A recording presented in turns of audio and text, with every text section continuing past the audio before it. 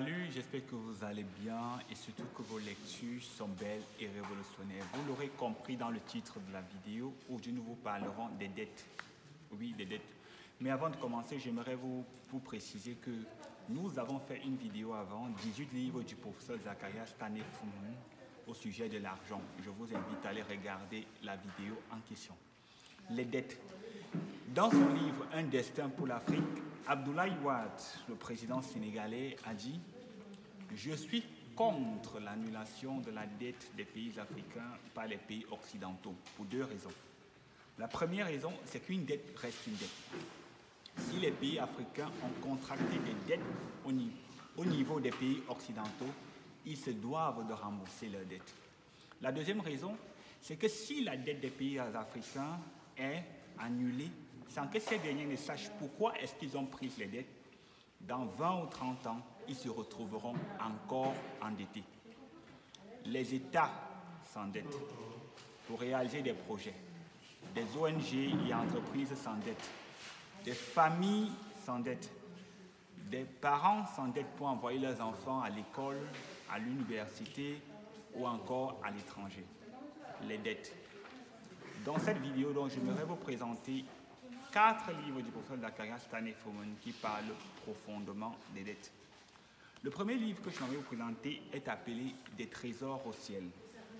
C'est un livre qu'il a écrit en 2006 et que vous pouvez trouver en France aux éditions des livres chrétiens et au Cameroun aux éditions Zacharias Stanley-Fumon. Dans ce livre, il nous parle de deux aspects concernant les finances. En première partie, il nous parle des dettes. Oui, les dettes. Il nous prend l'exemple d'un frère qui avait besoin de 400 000 francs et qui voulait s'endetter. Le professeur Fumon et son épouse l'ont invité chez eux, et l'ont supplié de ne pas s'endetter. Et ils lui ont même donné les 400 000 francs. Mais je ne sais pas si les 400 000 francs finalement n'ont plus suffi pour le projet du frère. Il est néanmoins allé s'endetter.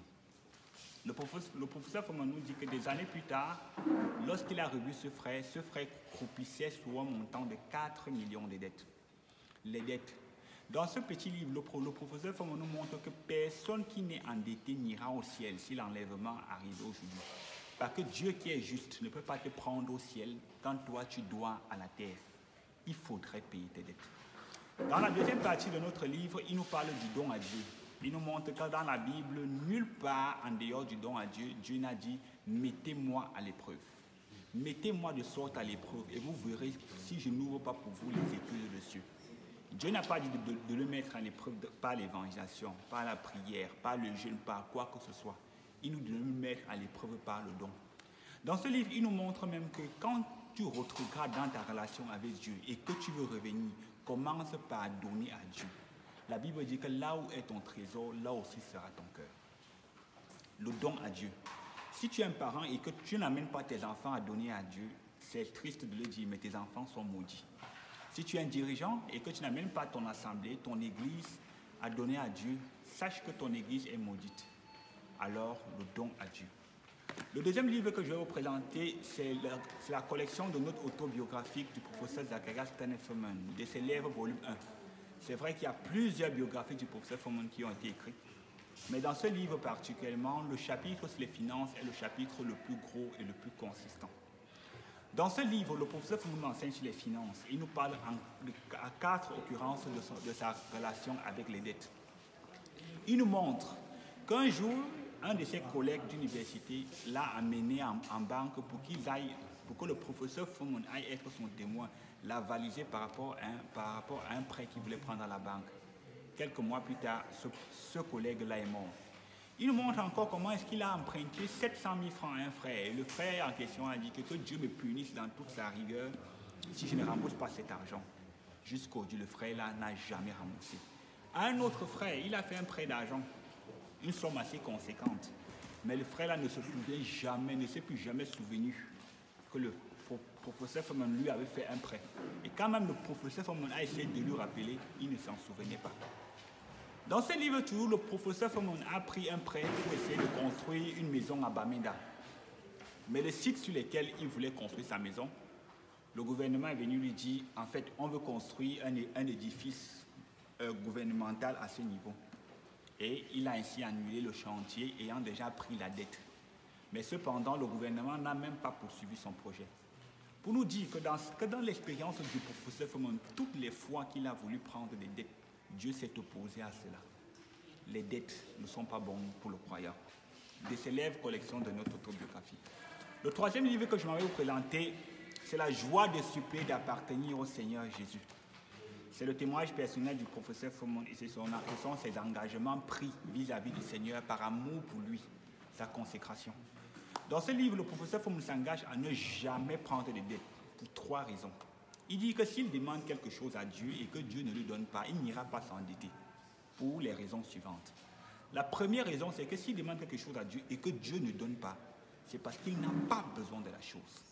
La deuxième raison, c'est que Dieu trouve qu'il n'a pas encore besoin de la chose. La troisième raison, c'est que Dieu veut l'apprendre à être patient. Raison pour laquelle il s'est engagé à ne jamais prendre de dettes. Est-ce ton cas? Tu demandes des choses à Dieu, Dieu veut que tu attendes un tout petit peu. Tu préfères aller t'endetter. Tu demandes des choses à Dieu et Dieu dans sa souveraineté trouve que tu n'as pas besoin de la chose, mais tu préfères aller t'endetter. Tu demandes même des choses à Dieu, des choses dont tu as vraiment besoin, mais Dieu veut juste que tu apprennes à prier un peu plus longtemps, ou bien que tu persévères dans la prière. Mais tu lances 2 à 3 sujets en l'air, et comme Dieu n'a pas exaucé, tu pars t'endetter. La joie de suppléer d'appartenir au Seigneur Jésus.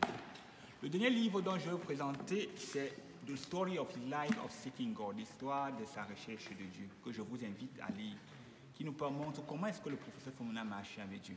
Dans ce livre, il nous enseigne particulièrement sur les dettes. C'est un chapitre. Je vous mettrai quelques extraits là que nous avons postés sur notre page Facebook. Il nous montre que prêter, prendre une dette, c'est dire à Satan, c'est dire à Dieu, Dieu, ce que je te demande, tu es incapable de me donner, alors je me tourne vers Satan. Toute personne qui prend les dettes est maudite. Dans le premier livre que je vous ai même présenté, Des trésors au ciel, le professeur Fomon dit que si tu croupis sur les dettes, si tu es endetté, l'Église devrait se réunir pour te délivrer des dettes. Pourquoi? Parce que même si on te donne le montant correspondant à tes dettes et que tu payes tes dettes, tu te retrouveras encore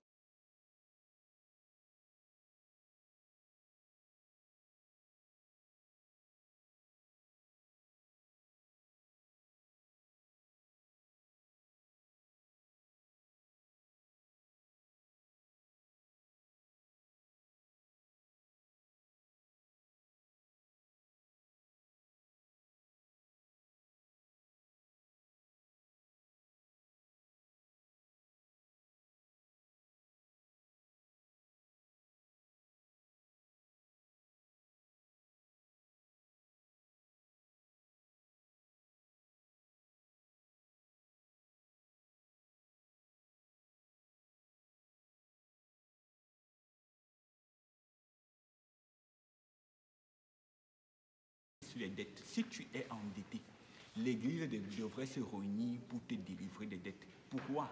Parce que même si on te donne le montant correspondant à tes dettes et que tu payes tes dettes, tu te retrouveras encore endetté.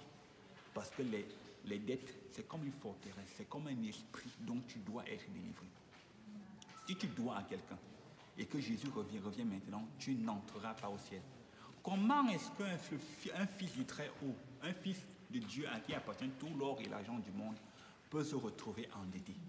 Voici donc les 4 livres que nous vous proposons pour expérimenter la délivrance des dettes. En attendant la semaine prochaine pour une nouvelle vidéo, que le Seigneur nous bénisse et surtout que vos lectures